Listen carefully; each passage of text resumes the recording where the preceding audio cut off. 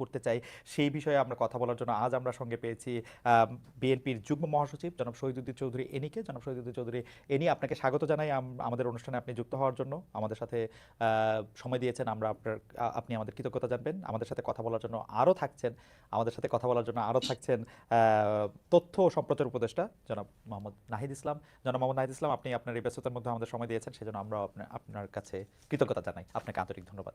আজকের অনুষ্ঠানটি করতে গেলে আপনি দেখলেন যে আমি আসলে একটু জায়গার নাম ভুল বলছি, কারণ আমার মধ্যে এক ধরনের আনন্দ এবং উচ্ছ্বাসও কাজ করছে, কারণ আমরা তিনজন একই শিক্ষা প্রতিষ্ঠান থেকে পাশ করি। আপনার অনুমতি নিয়েই আমি প্রথম প্রশ্নটা নাহিদকে করতে চাই।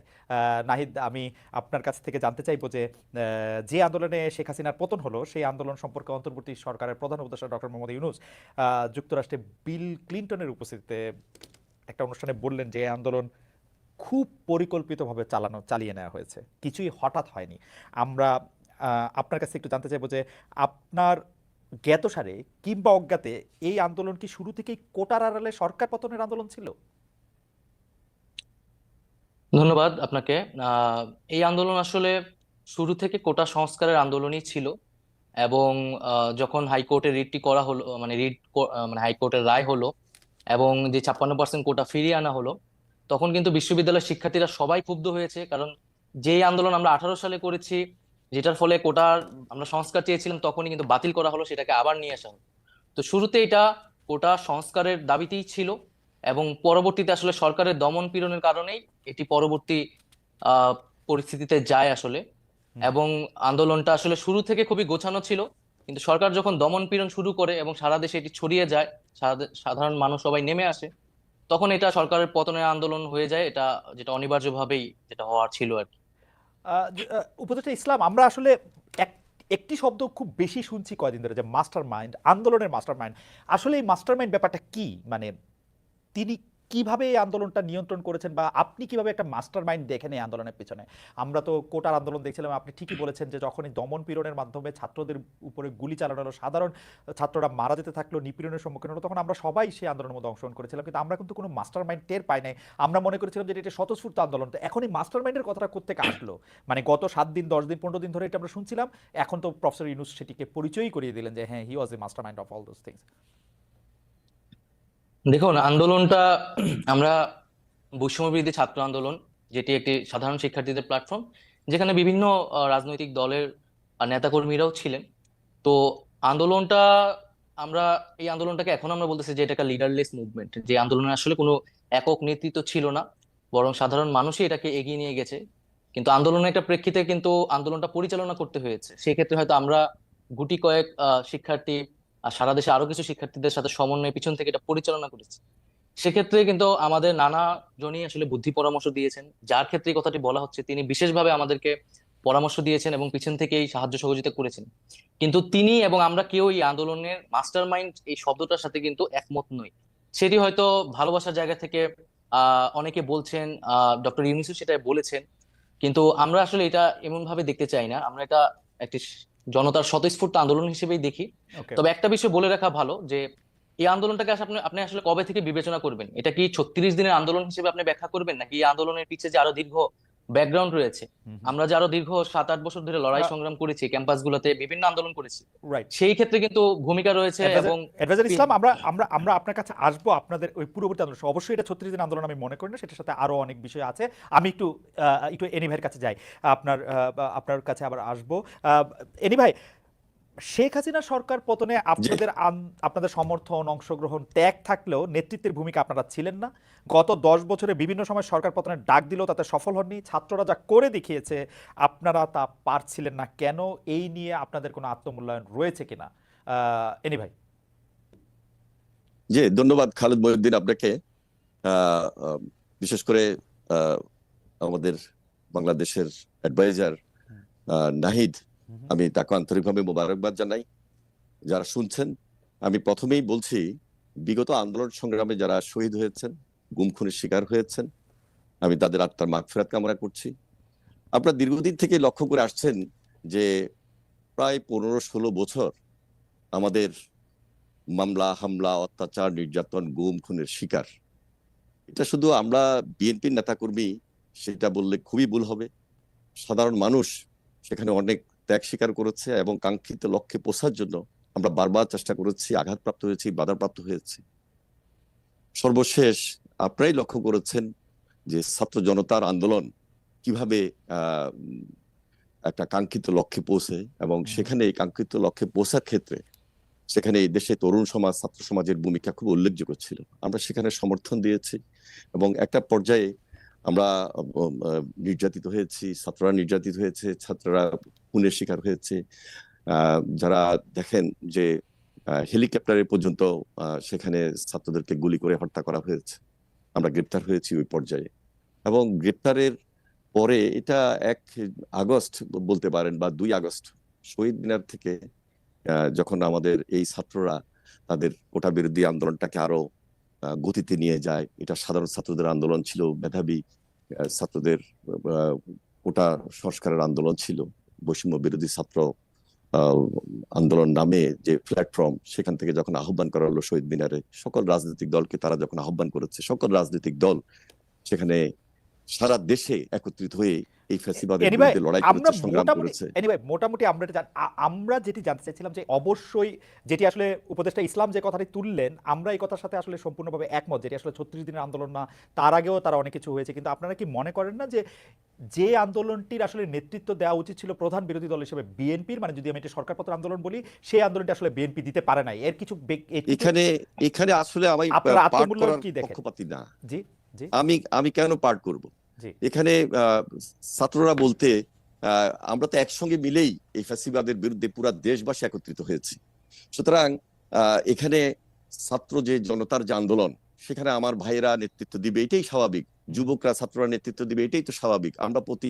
আমরা সবসময় দেখেছি যে সেই 90-তে বলেন, তার আগে বলেন, সেই স্বাধীনতার সময় ছাত্ররাই তো অগ্রণী ভূমিকা পালন করেছে। কাঙ্ক্ষিত লক্ষ্যে পৌঁছতে হলে আমাদের টার্গেটটা কি ছিল? দেশকে রক্ষা করা, দেশের জন্য আন্দোলন করা, দেশের জন্য সংগ্রাম করা, ফ্যাসিবাদের বিরুদ্ধে লড়াই করা। এখানে আমি যে খুব ক্রেডিট নিতে হবে, সেই ক্রেডিটের জন্য কিন্তু আমরা আন্দোলন করি নাই। আমাদের নেত্রী বেগম খালেদা জিয়া তিনি সবসময় বলেছেন দেশ বাঁচাও, মানুষ বাঁচাও।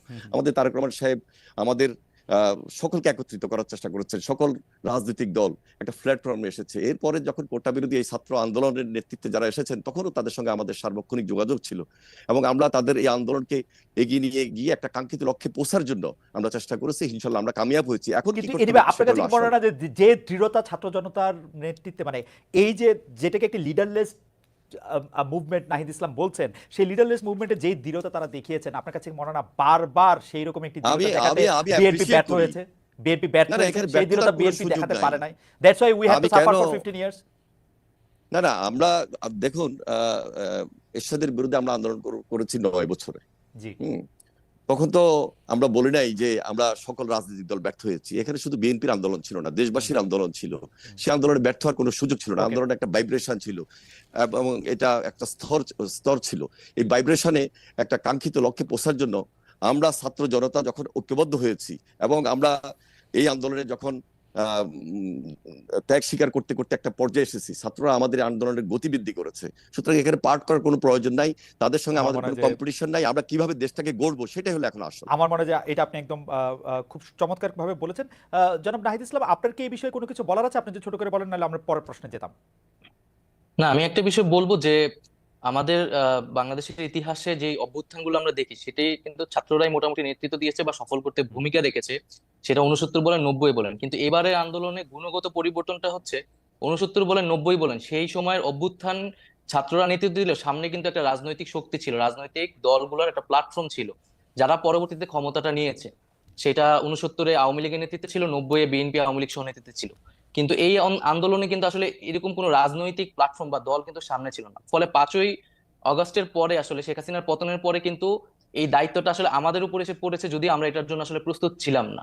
জনাব ইসলাম, আপনাকে কি একটা কথা বলতে পারি যে একথা ঠিক আপনার আন্দোলনের শেষ পর্যায়ে বা আন্দোলনের যেখানে নেতৃত্বের মাধ্যমে বা শেষ পর্যায়ে যেখান থেকে আসলে শেখ হাসিনাকে চলে যেতে হয়েছে, পালাতে হয়েছে, বা এই সরকারকে ক্ষমতা ত্যাগ করতে হয়েছে, সেখানে আপনাদের ত্যাগটাই সবচেয়ে বড় ছিল, যেটিকে আসলে খুব ভালোভাবে এক বাক্যে বলা যায় যে একটাকে মারি একটাই মরে, আর কেউ নড়ে না সেখান থেকে, সেই জায়গায় আপনারা চলে গিয়েছিলেন। কিন্তু আপনারা কি মনে করেন না যে এই আন্দোলনটা আসলে জুলাই থেকে, জুন থেকে, কোটা থেকে আসলে শুরু হয় নাই? বিএনপির নেতাকর্মীরা বা জামায়াতের নেতাকর্মী বা বিরোধী দলের নেতাকর্মীরা, এমনকি বাম দলের নেতাকর্মীরা এই 15 বছর ধরে লাগাতার সংগ্রামের মধ্যে, আমি জানি না এনিভাইয়ের বিরুদ্ধে কয়টি মামলা আছে, আমার কাছে মনে হয় সম্মিলিত না মামলা না, এবং সম্মিলিত অবশ্যই ত্যাগ, অবশ্যই। সেই ত্যাগটার কথা কি আপনারা আসলে স্বীকার করছেন? এখন তো মনে হচ্ছে যে মানে ব্যাপারটা হলো যে আমাদের এই পুরো আন্দোলন সংগ্রাম শুধু জুলাই মাস থেকেই শুরু হয়েছে এরকম মনে হচ্ছে। ডক্টর ইউনূস বলছেন ছাত্ররা আমাকে ক্ষমতায় বসিয়েছেন, ওরা যেটা বলবে সেটাই বলবে হবে। এটা কি আপনারা আসলে ব্যাপারটা কিভাবে দেখেন নাহিদ? না না, অবশ্যই এটা তো বিগত 16 বছর, আমরা আরো বলি 111 থেকে যে আমাদের বিরাজনীতিকরণ শুরু হয়েছে, সেই সেই সময় থেকে কিন্তু আমাদের এই রাজনৈতিক সংগ্রামটা, এবং আমাদের বিরোধী দলীয় নেতাকর্মীরা যেই আত্মত্যাগ করেছে, নির্যাতিত হয়েছে, এবং নির্যাতিত হওয়ার পরেও তারা বারবার মাঠে নেমেছে। তারা নামার কারণে কিন্তু একটা রাজনৈতিক পরিবেশ আমরা পেয়েছি, কথা বলার মিনিমাম পরিবেশ কিন্তু আমরা পেয়েছি, যেই রাইট। জায়গায় আমরা নেমে কথা বলতে পেরেছি। এবং এই অভ্যুত্থানেও আমরা সকল রাজনৈতিক দলের সেই ভূমিকাকে স্বীকার করি, এবং তারা ভ্যানগার্ডের মতো ছিল, গুলির সামনে ছিল।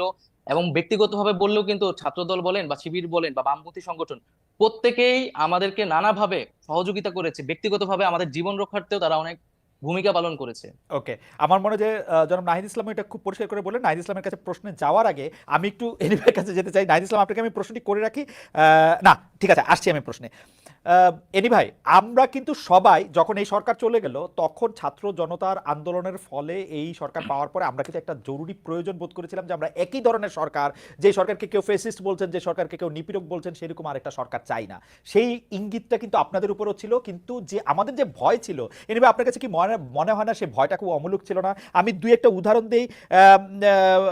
এই আন্দোলনের আপনাদের সহচর সাবেক ডাকসু ভিপি বা ডাকসু ভিপি নূর থেকে শুরু করে সরকার থেকেও কেউ কেউ কিন্তু আপনাদেরকে উদ্দেশ্য করে বলেছেন চাঁদাবাজি, সিন্ডিকেট ইত্যাদিতে আওয়ামী লীগের জায়গাগুলি বিএনপি ও তার অঙ্গ সংগঠনে কেউ কেউ দখলদারিত্ব কায়েম করেছে, নিজেরা মারামারিতেও জড়িয়ে পড়ছে।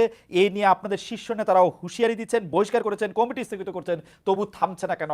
আমরা কি এটা ধারণা করতে পারি যে এখন যদি বিএনপি জনগণের ম্যান্ডেট নিয়ে ক্ষমতা আসে, তাহলে একই ধরনের কাজ আবার করতে থাকবে, যেটি বিগত সরকারের সময় আমরা এটি দেখেছি? দেখুন, আমরা খুব পরিষ্কারভাবে আমাদের কথাগুলো জাতির সামনে আমরা তুলে ধরেছিলাম। আমরা 7 তারিখে আমরা একটা সভা করেছি, সমাবেশ করেছি। সেই সমাবেশে আমাদের ভারপ্রাপ্ত চেয়ারম্যান খুব স্পষ্ট ভাবে কিছু বক্তব্য তুলে ধরেছেন জাতির সামনে। অনেকে সেই সমাবেশটা নিয়েও তখন বলেছিল যে এই মুহূর্তে সভাটা না করলে হয়তো হতো, কিন্তু একটা বৃহৎ দলের কিছু মেসেজ আমাদের ওই মুহূর্তে থাকার দরকার ছিল, এবং সেই মেসেজগুলো পরবর্তীতে সত্যি হয়েছে যে আমাদের যে দিক নির্দেশনা যে আমাদের এই জাতির সামনে, সেখানে বিএনপি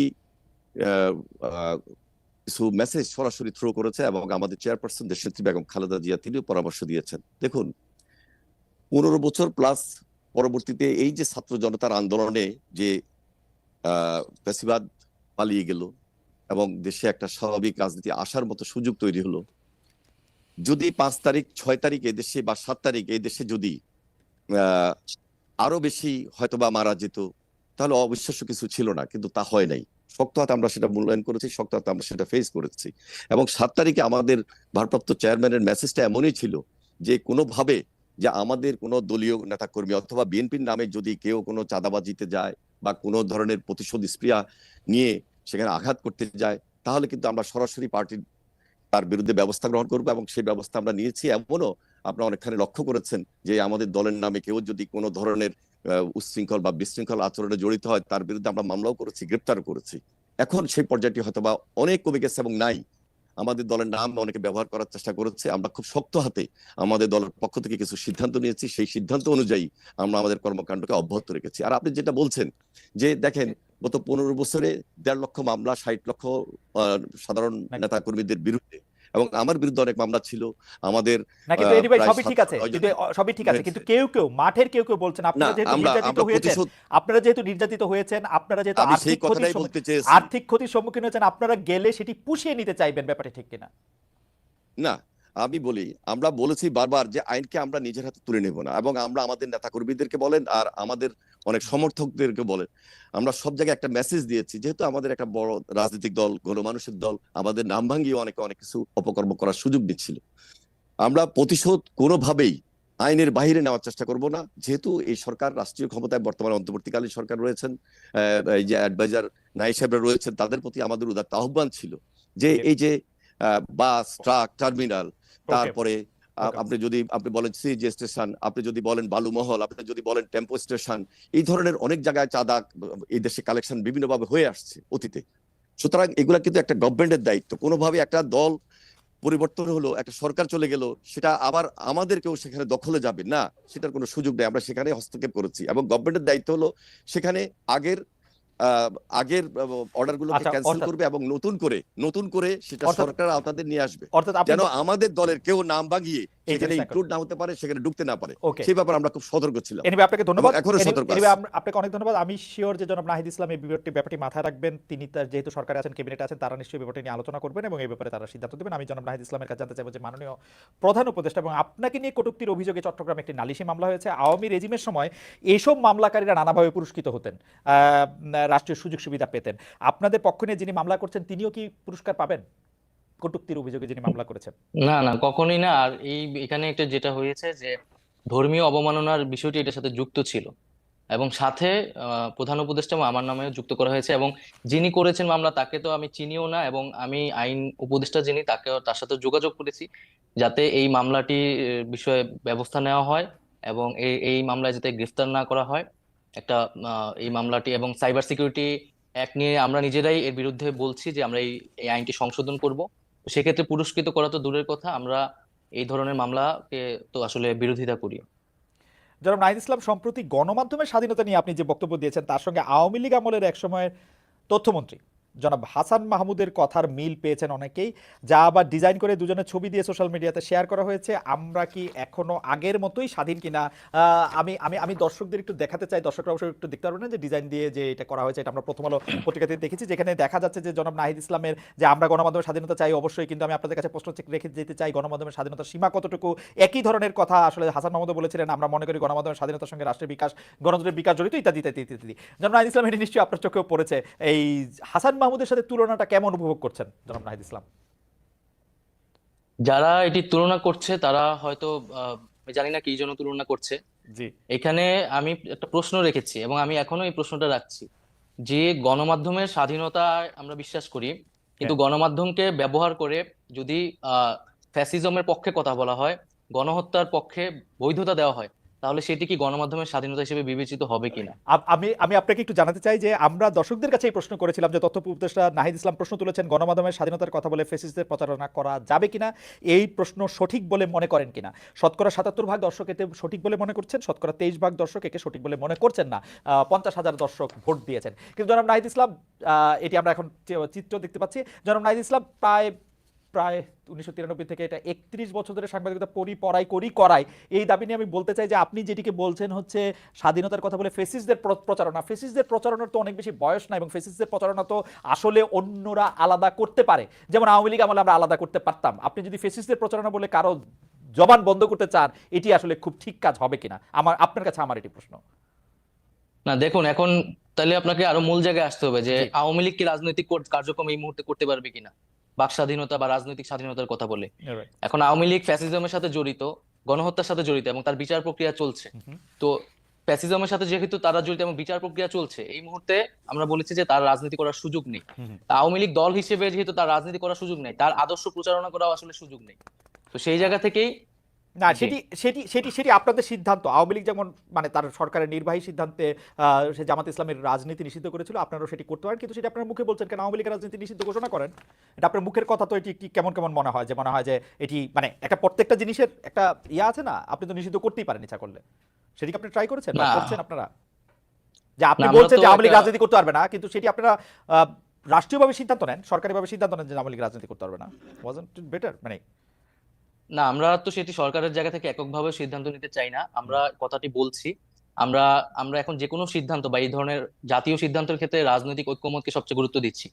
ফলে রাজনৈতিক অন্যান্য দলগুলোরও এই বিষয়ে মতামতের প্রয়োজন আছে।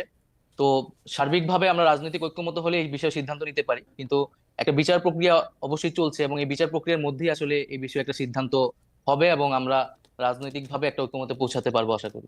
কিন্তু আপনারা সরকারিভাবে কোনো সিদ্ধান্ত নিতে বা রাষ্ট্রীয় মানে আপনারা যারা উপদেষ্টা পরিষদ আছেন তারা সিদ্ধান্ত নিতে চান না, আপনারা একটা ঐকমত্যের ওয়েট করছেন, ব্যাপারটা কি এরকম?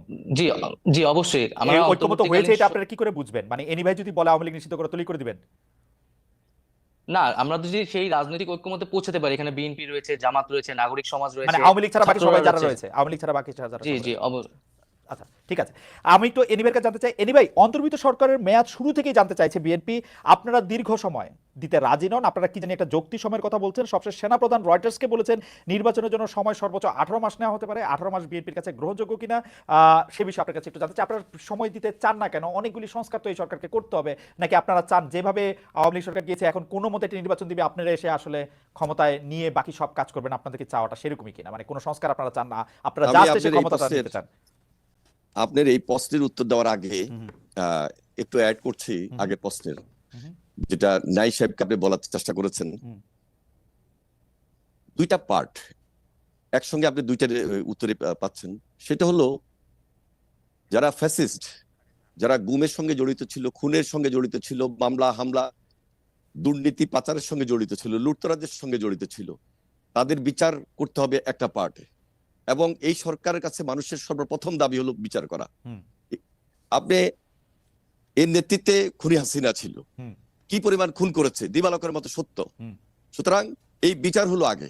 হুম, পাশাপাশি আপনি যে ফ্যাসিজমের কথা বললেন, এই ফ্যাসিজম বিগত বছরগুলোতে দেশের প্রতিষ্ঠানগুলোকে কিভাবে ধ্বংস করেছে, কিভাবে এই দেশে একটা নতুন কিন্তু কিন্তু বাংলাদেশ গড়ার কিন্তু ক্ষেত্রে anyway, মাফ করবেন, আমি আমি বলছি, anyway, উত্তর মাফ দিচ্ছি, করবেন, আমি উত্তর দিচ্ছি। আমি শুধু এই কথাই বলছি যে আপনার তো বিচারের দাবিটা করার জন্য, বিচারটা করার জন্য ওদের তো সময় লাগবে, কিন্তু আপনারা শুরু থেকেই তো এই সরকার কেন না না সময় লাগবে না, না আমি তো বলি নাই যে আমি 3 মাসের মধ্যেই নির্বাচন দিতে হবে, হুম, আমি তো বলি নাই একেবারে 7 মাসের মধ্যেই নির্বাচন দিতে হবে। হুম, ওনারা বলছেন যে আমরা একটা কথা বলছি যৌক্তিক সময়ের মধ্যে, হুম, এবং এই যৌক্তিক সময়ের মধ্যে ওনারা 6টা সংস্কারের যে কমিশন গঠন করেছেন সেগুলো সংস্কার করবেন, কিন্তু সেই সংস্কারটা যদি দ্রুত সময় হয় এবং যদি ভোটারের কাজ এট এ টাইম চলতে থাকে, কারণ দেশ তো একটা বিশাল দেশ, এই দেশের অনেকগুলা আহ, আহ, অনেকগুলা প্রশাসনিক ইনস্টিটিউট আছে, যার যার কাজ শেষে করবে, একসঙ্গে কিন্তু অনেকগুলা কাজ হতে পারে। একদিকে বিচারের কাজ চলবে, একদিকে বাংলাদেশ গড়ার জন্য নতুন করে যে যে সংস্কারের ওকে, কাজ সেগুলো করবে, আরেকদিকে আপনি আজকে বলছেন যে গতকালকে বলছেন যে ভোটার সম্পন্ন করবেন, সেগুলো তো একই প্রক্রিয়া। এই প্রক্রিয়াকে সম্পন্ন করে যৌক্তিক সময়ের মধ্যে আপনি কিন্তু খুব সহজে একটা নির্বাচন করতে পারেন। সুতরাং আপনি ক্ষমতায় থাকলে আপনি যৌক্তিক সময় কতটা মনে করতেন? আমি যৌক্তিক সময়টা তো আসলে আমার কাছে মনে হয় যে আপনি যে কাজগুলির কথা বলেছেন, আপনি যদি সংস্কারের কথা বলেন, আপনি যদি বিচারের কথা বলেন, ওদের অন্তত 5 বছর লাগা উচিত এগুলি করতে। না, কেন 5 বছর লাগবে? কতদিন লাগবে? আমার তো 5 মাস? মনে হয় না, 5 মাস? কারণ ওনারা তো